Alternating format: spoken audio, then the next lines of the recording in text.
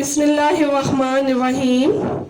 السلام علیکم عزیز طلبہ، امید ہے آپ سب خیریت سے ہوں گے اور اپنا کام خوش اسلوبی سے سر انجام دے رہے ہوں گے۔ مضمون اردو برائے جماعت ششم، سبق کا نام اشتہارات ضرورت نہیں ہے کہ۔ سبق نمبر 10، صفحہ نمبر 28 تا 33 آج ہم پڑھیں گے۔ اس سبق کو پڑھنے کا مقصد کیا ہے؟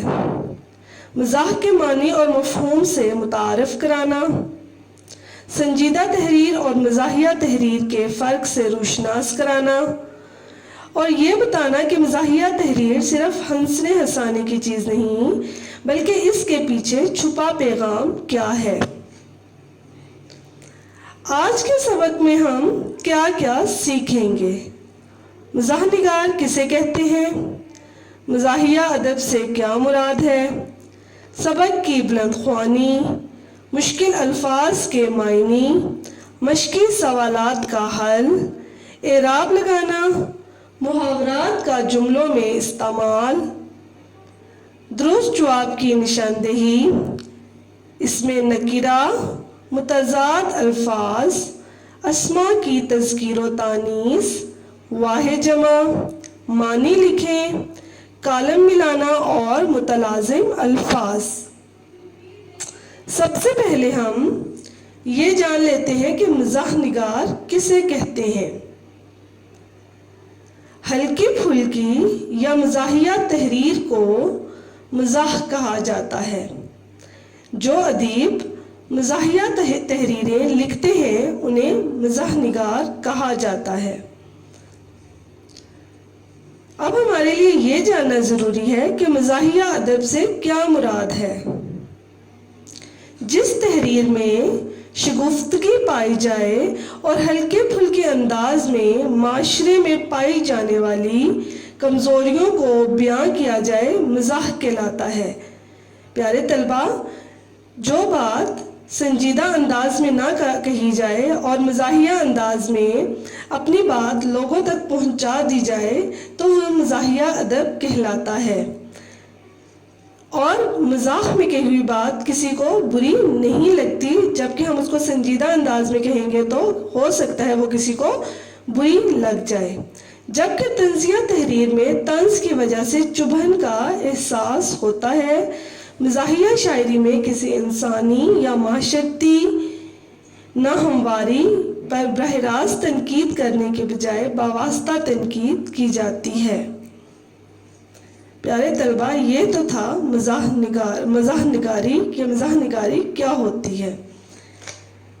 ہمارا یہ سبق اشتہارات ضرورت نہیں ہے کہ میں بھی، اس سبق میں بھی مزاحیہ انداز میں معاشرے میں موجود خرابیوں پر نظر ڈالی گئی ہے کہ جن چیزوں کو ہم غیر اہم سمجھتے ہیں وہ نہایت اہمیت کی حامل ہوتی ہیں۔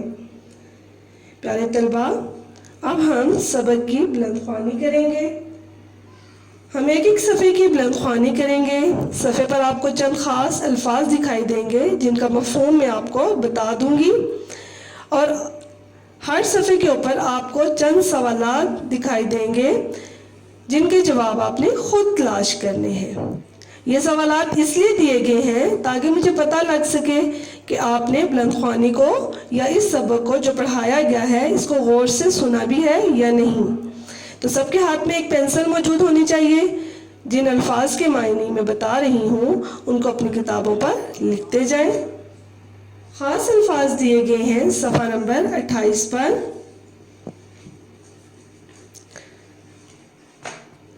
فہمائش کا مطلب ہوتا ہے آگاہ کرنا۔ اگلا لفظ ہے اسی لائن میں گھامڑ ہوتا ہے احمق، سست، کاہل۔ ہاتھ لٹکاتے آنا، خالی ہاتھ آنا۔ پلے باندھ لینا، گرا سے باندھ لینا۔ غسال کون ہوتا ہے پیارے طلبہ؟ وہ جو مردوں کو غسل دیتا ہے۔ اور گورکن ہوتا ہے قبروں کی کھدائی کرنے والا۔ حاذق سمجھدار۔ آپ کو صفحہ نمبر 28 پر چند سوالات دکھائی دے رہے ہیں، میں ان کو پڑھ دیتی ہوں۔ کس کا نوکر دور اندیش تھا؟ دور اندیش ہوتا ہے عقل مند۔ آقا پر کس چیز کا حملہ ہوا اور حاذق کون تھا؟ اب ہم صفحہ نمبر 28 کی بلند خوانی کر لیتے ہیں۔ ایک بزرگ اپنے نوکر کو فہمائش کر رہے تھے کہ تم بالکل گھامڑ ہو، دیکھو میر صاحب کا نوکر ہے اتنا دور اندیش دور کی سوچنے والا کہ میر صاحب نے بازار سے بجلی کا بلب منگوایا تو اس کے ساتھ ہی ایک بوتل مٹی کے تیل کی اور 2 موم بتیاں بھی لے آیا کہ بلب فیوز ہو جائے تو لالٹین سے کام چل سکتا ہے، اس کی چمنی ٹوٹ جائے یا بتی ختم ہو جائے تو موم بتی روشن کی جا سکتی ہے۔ تم کو ٹیکسی لینے بھیجا تھا، تم آدھے گھنٹے بعد ہاتھ لٹکاتے آ گئے، خالی ہاتھ آ گئے۔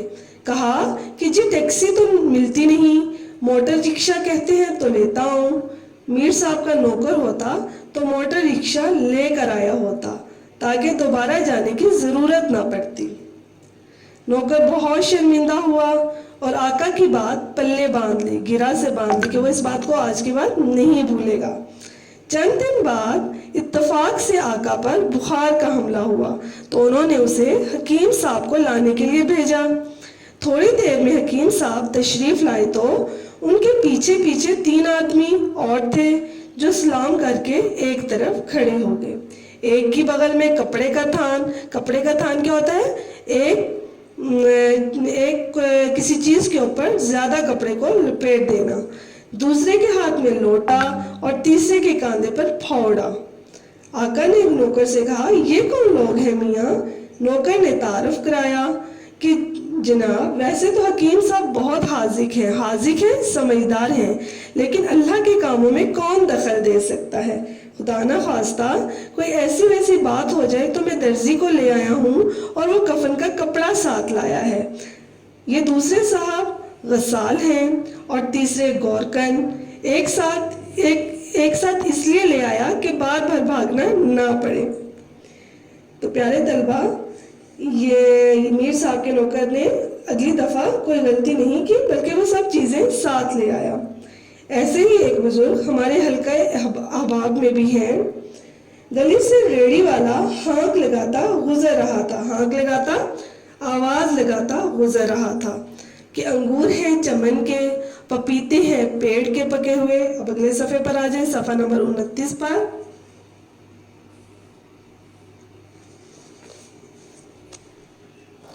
صفحہ نمبر 29 کے خاص الفاظ ہیں: پیڑ ہوتا ہے درخت، مطلع ہوتا ہے باخبر کر دینا، بے بہرا ہوتا ہے بے خبر، گمان خیال، فرزند بیٹا، عہدہ برا ہونا، فرض پورا کر دینا۔ صفحہ نمبر 29 پر آپ کو چند سوالات دکھائی دے رہے ہیں۔ ہم کن آداب سے بے بہرا ہیں؟ اور گلی سے ریڑھی والا کیا ہانک لگائے گزر رہا تھا؟ اب ہم صفحہ نمبر 29 کی بلند خوانی کرتے ہیں۔ یہاں پر معاشرے میں موجود خرابیوں کی طرف ہماری نظر دلائی جا رہی ہے۔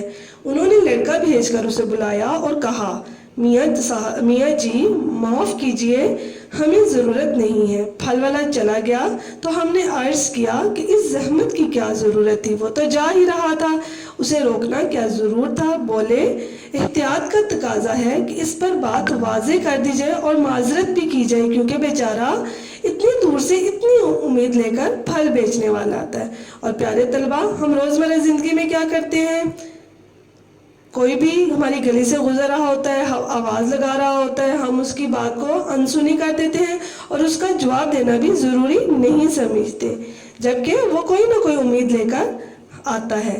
دوسرا یہ کہ اسے گمان نہ گزرے کہ اس گھر میں شاید بہرے رہتے ہیں۔ بہرے کون لوگ ہوتے ہیں؟ جو سن نہیں سکتے، جو اس کی آواز نہیں سن پاتے۔ یہی ہمارے دوست ایک روز کار میں ہمارے ساتھ گولی مار سے گزر رہے تھے۔ ایک جگہ لکھا ہے تشریف لائیے، ربڑی کلفی اور لسی تیار ہے۔ انہوں نے فوراً کار ٹھہرائی اور دکاندار سے کہا کہ پہلی بات تو یہ کہ ہمارے پاس فرصت نہیں، ہم ضروری کام سے جا رہے ہیں، دوسرے کلفی اور ربڑی ہم نہیں کھاتے، اور لسی کا بھلا یہ کون سا موسم ہے۔ بہرحال تمہاری پیشکش کا شکریہ۔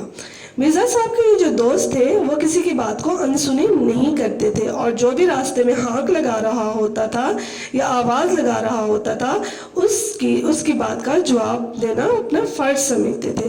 وہ تو بیٹھا سنا کیا اور نہ جانے کیا سمجھا۔ کار میں واپس بیٹھتے ہوئے ہمارے دوست نے وضاحت کی کہ یہاں کے لوگ ان آداب کو کیا جانے۔ آداب ادب کی جمع ہے۔ یہاں تو دعوت نامہ آتا ہے۔ دعوت نامہ جو شادی کا کارڈ یا کسی بھی چیز کا، چہلم کا کارڈ یا کسی بھی چیز کا ہم کارڈ بنوا کے بھیجتے ہیں، اور اس کے نیچے RSVP لکھا ہوتا ہے۔ RSVP لکھنے کا مقصد یہ ہوتا ہے کہ جواب سے مطلع فرمائیے، ہمیں اپنے جواب سے آگاہ فرما دیں کہ آپ شرکت کرنا ضروری سمجھتے ہیں یا نہیں سمجھتے۔ جن کو شریک نہیں ہونا ہوتا وہ بھی چپ بیٹھے رہتے ہیں، میزبان کو مطلع کرنا ضروری نہیں سمجھتے کہ بندہ حاضر ہونے سے معذور ہے، اس بیچارے کا کھانا ضائع ہو جاتا ہے اور نقصان علیحدہ ہوتا ہے۔ ہم لوگ ان آداب کو نہیں جانتے، ہم میں سے بہت سے لوگ ان آداب سے بے بہرا ہیں۔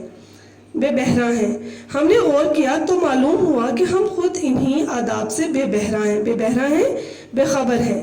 لوگ اخباروں میں طرح طرح کے اشتہارات چھپواتے ہیں کہ ہم پڑھ کر ان کی طرف توجہ دیں، لیکن ہم انہیں پڑھ کر ایک طرف ڈال دیتے ہیں۔ کوئی ہمارے لیے ٹھیکے کا بندوبست کرتا ہے اور ٹینڈر نوٹس شائع کرتا ہے، کسی کو ہمارے ہاتھ پلاٹ یا مکان بیچنا ہوتا ہے، کوئی ہمیں یہ اطلاع دیتا ہے کہ اس نے اپنے نالائق فرزند کو جائیداد سے آگ کر دیا، کہیں کسی کی کوشش ہوتی ہے کہ ہم ان کی فرزندی قبول کر لیں، اور ذات پات، تعلیم اور تنخواہ کی شرطیں منوعاً وہی رکھی جاتی ہیں جو ہم میں ہیں۔ کوئی ہمیں گھر بیٹھے لاکھوں روپے کمانے کا لالچ دیتا ہے، کوئی شارٹ ہینڈ سکھانے کی کوشش کرتا ہے، بہت سے کالج مشتاق ہیں کہ ہم ان کے ہاں داخلے لیں، اور بعضیں اپنی کاریں اور ریفریجریٹر معقول قیمت پر ہماری نظر کرنے کی فکر میں رہتے ہیں، نظر کرنے کی ہدیتاً یا تحفتاً دینے کی فکر میں رہتے ہیں۔ سمجھ میں نہیں آتا کہ ان سب ضرورت مندوں سے آدمی کیسے عہدہ برا ہو، کیسے اپنا فرض پورا کرے۔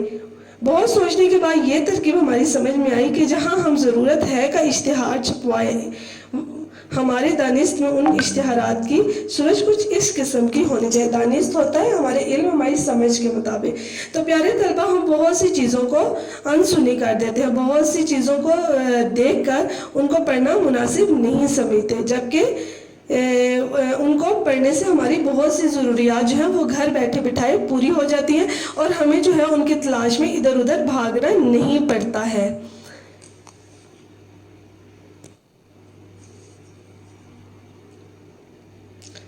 صفحہ نمبر 30 پر آ جائیں۔ صفحہ نمبر 30 پر یہاں پر ہمیں اشتہارات دیے گئے ہیں۔ مصنف کے خیال میں اگر یہاں پر اشتہارات ضرورت نہیں ہے لکھا جائے تو شاید لوگ اس کی طرف متوجہ ہوں۔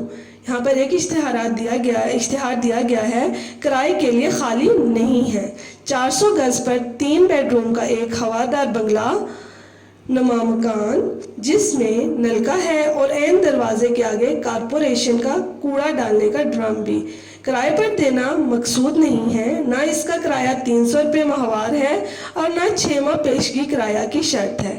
جن صاحبوں کو کرائے کے مکان کی ضرورت ہو وہ فون نمبر 345667 پر رجوع نہ کریں، کیونکہ اس کا کچھ فائدہ نہیں ہے۔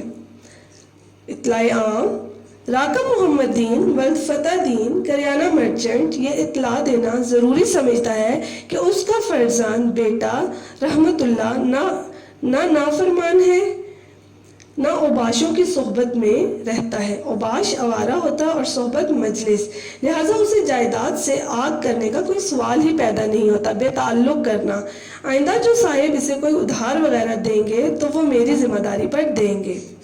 اگلا اشتہار کچھ اس طرح ہے: ضرورت نہیں ہے، کار مارس مائلز ماڈل 1959 بہترین کنڈیشن میں. آپ کو یہاں پر صفحے کے اوپر جو ہے وہ 2 کار جو ہے وہ اس ماڈل کی نظر آ رہی ہیں. ایک بے آواز ریڈیو، نہایت خوبصورت کیبنٹ، ایک ویسپا موٹر سائیکل اور دیگر گھریلو سامان، پنکھے، پلنگ وغیرہ قسطوں پر بغیر قسطوں کے ہمیں درکار نہیں. ہمارے ہاں خدا کے فضل سے یہ سب چیزیں پہلے سے موجود ہیں. اوقات ملاقات 3 تا 8 بجے شام. عدم ضرورت رشتے کی ضرورت نہیں ہے. ایک پنجابی نوجوان برسر روزگار، آمدنی تقریباً 1500 روپے ماہوار ہوتا ہے مہینہ، کے لیے کسی باسلیکا خوبصورت شریف خاندان کی تعلیم یافتہ دوشیزہ کنواری لڑکی کے رشتے کی ضرورت نہیں ہے، کیونکہ لڑکا پہلے سے شادی شدہ ہے. خط و کتابت صیغہ راز بھی نہیں رہے گی.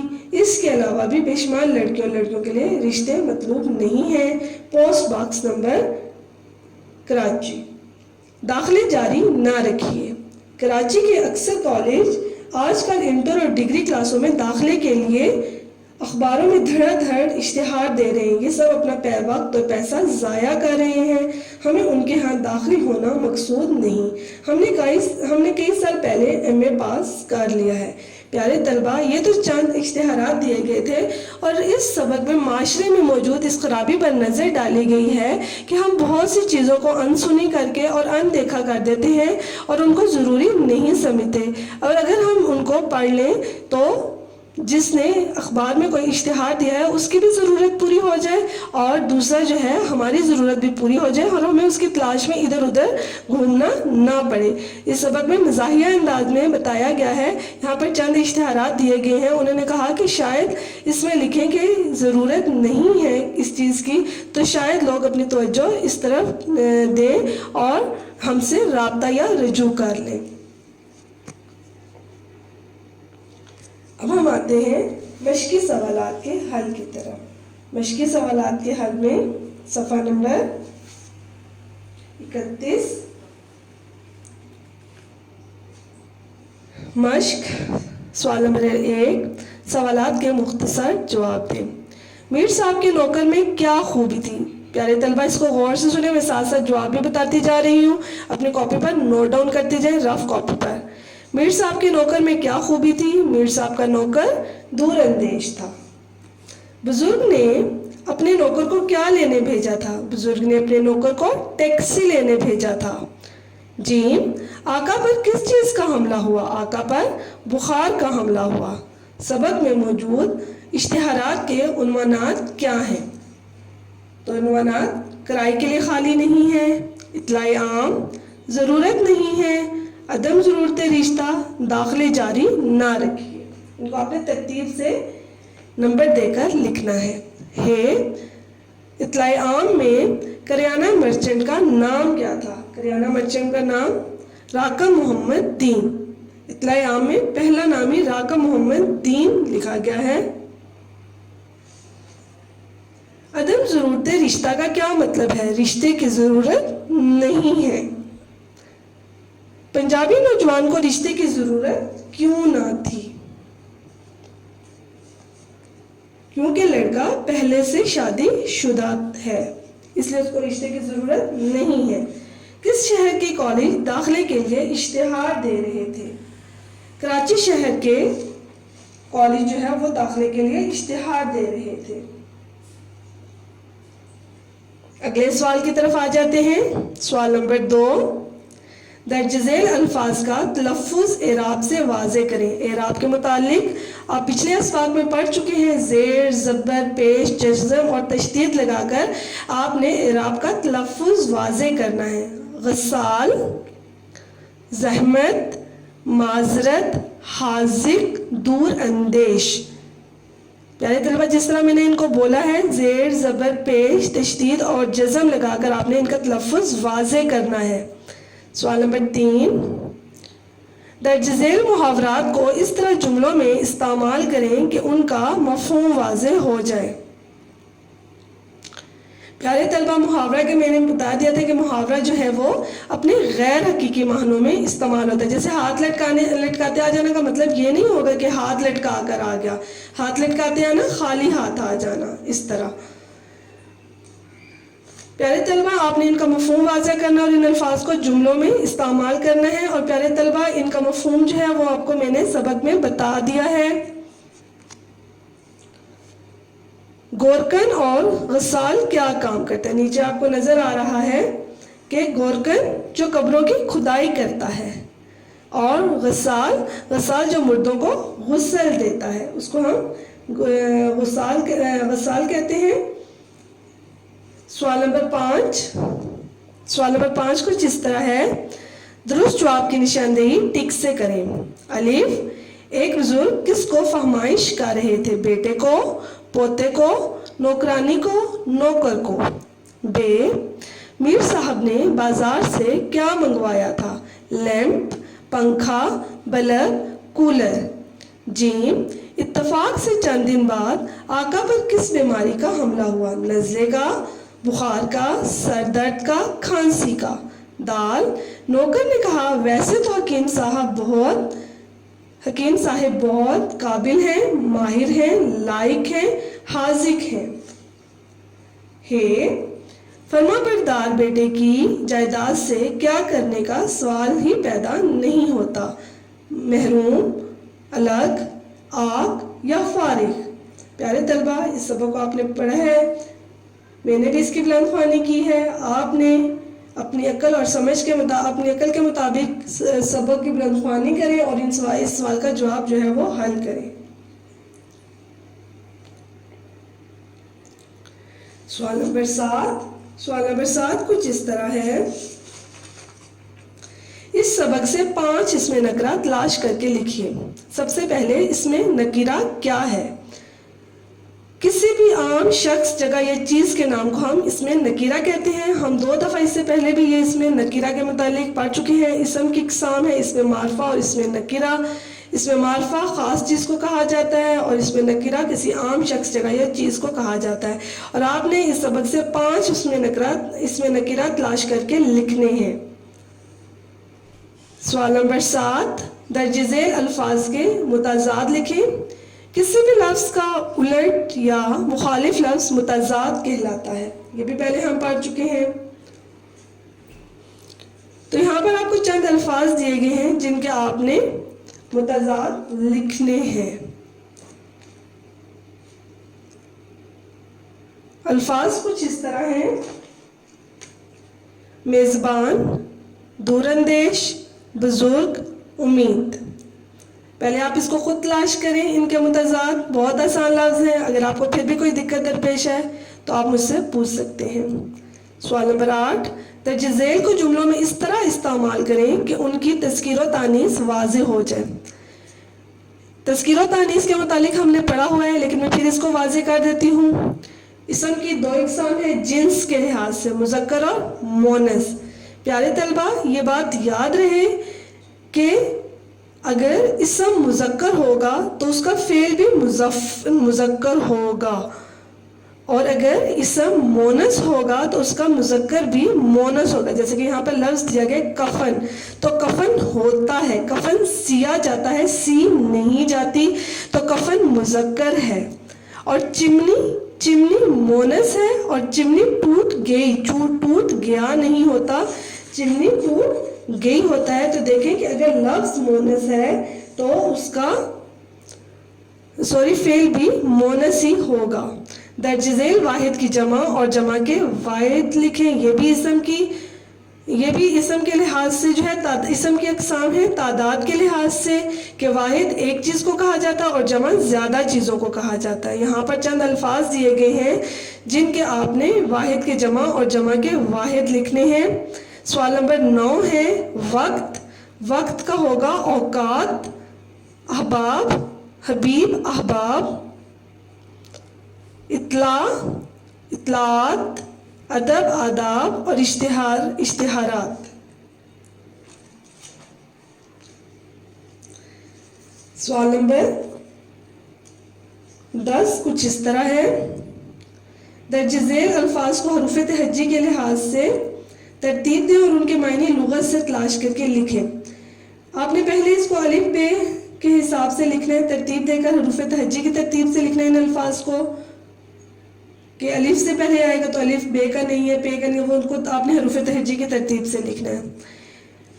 اب ان الفاظ کے معنی میں آپ کو بتا دیتی ہوں. فہمائش، فہمائش ہوتا ہے فرمائش،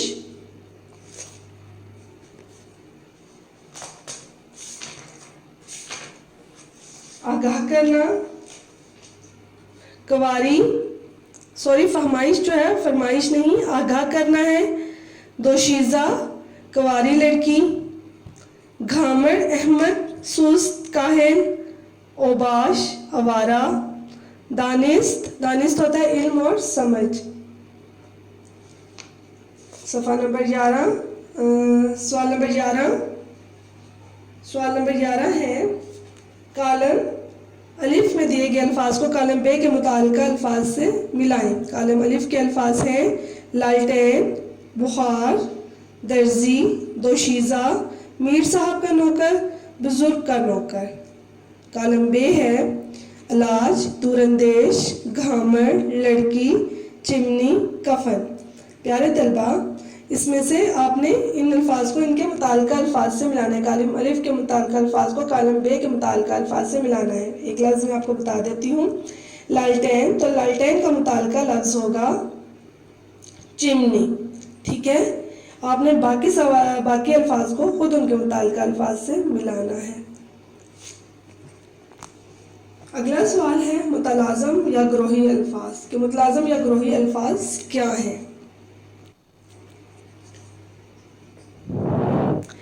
ایسے الفاظ جن کو زبان پر لاتے ہی ان سے متعلقہ اور بہت سے الفاظ ذہن میں آ جائیں متلازم یا گروہی الفاظ کہلاتے ہیں. مثلاً باغ سے متعلق ہمارے ذہن میں کیا الفاظ آئیں گے؟ اگر ہم باغ میں جائیں گے تو ہمارے ارد گرد جو ہمیں چیزیں نظر آ رہی ہیں وہ باغ سے متعلقہ الفاظ ہیں، جیسے کہ درخت، پودے، کانٹے، شاخیں، پتے، پھول، پھل، گھاس، پرندے وغیرہ. اب آپ درج ذیل الفاظ کے متلازم الفاظ لکھیں. جیسے کہ گھر، تو گھر میں جب آپ ہوتے ہیں تو گھر سے متعلقہ الفاظ آپ کے ذہن میں کیا آئیں گے؟ گھر میں آپ کے ارد گرد کیا چیزیں موجود ہیں؟ کمرے، واش روم، بیڈ، صوفہ، کھڑکیاں، دروازے، پنکھے وغیرہ. آپ نے باقی جو الفاظ دیے گئے ہیں ان کے متعلقہ الفاظ آپ نے لکھنے ہیں. اسکول میں آپ کو کیا نظر آتا ہے اپنے ارد گرد؟ بستے میں آپ کو کیا کیا چیزیں نظر آتی ہیں؟ مسجد میں جاتے ہیں تو مسجد میں کیا کیا چیزیں ہوں گی یا مسجد سے متعلقہ چیزیں کیا کیا ہوں گی؟ اور ہسپتال میں اگر جا رہے ہو تو ہسپتال سے متعلقہ چیزیں آپ کے ذہن میں جو آتی ہیں وہ یہاں پر آپ نے لکھنی ہے. پیارے طلبہ، یہ تو تھے متلازم یا گروہی الفاظ. کہانی نویسی. کہانی نویسی کوئی واقعہ یا کوئی بھی کہانی جس کو آپ نے پڑھا ہے عنوان کے متعلق آپ نے اس کو اپنے الفاظ میں تحریر کرنا ہے. کہ کہانی کا عنوان ہے سانچ کو آنچ نہیں، کہ عنوان پر کہانی لکھی تو یہ سانچ کو آنچ نہیں، کہ سچ میں برکت ہے، سچائی میں برکت. سچ کو کوئی نقصان نہیں پہنچا دیتا، کوئی نقصان نہیں پہنچا سکتا. تو یہاں پر آپ نے سانچ کو آنچ نہیں ہے کہ عنوان پر کہانی لکھنی ہے. گھر کا کام ہے آپ کا. سوال نمبر 1، 3، 6، 8 کاپی پر حل کریں. باقی سوالات آپ نے اپنی کتاب پر حل کرنے ہیں اور کہانی لکھنی ہے آپ لوگوں نے اپنی کاپیوں پر. شکریہ. امید ہے آپ سب سمجھ گئے ہوں گے. اگر پھر بھی آپ کو کوئی دقت درپیش ہے تو آپ دوبارہ مجھ سے پوچھ سکتے ہیں. کسی بھی وقت آپ مجھ سے پوچھ سکتے ہیں اگر آپ کو کچھ سمجھ نہ آ رہا ہو. شکریہ. خدا آپ کا حامی و ناصر ہو. اللہ حافظ.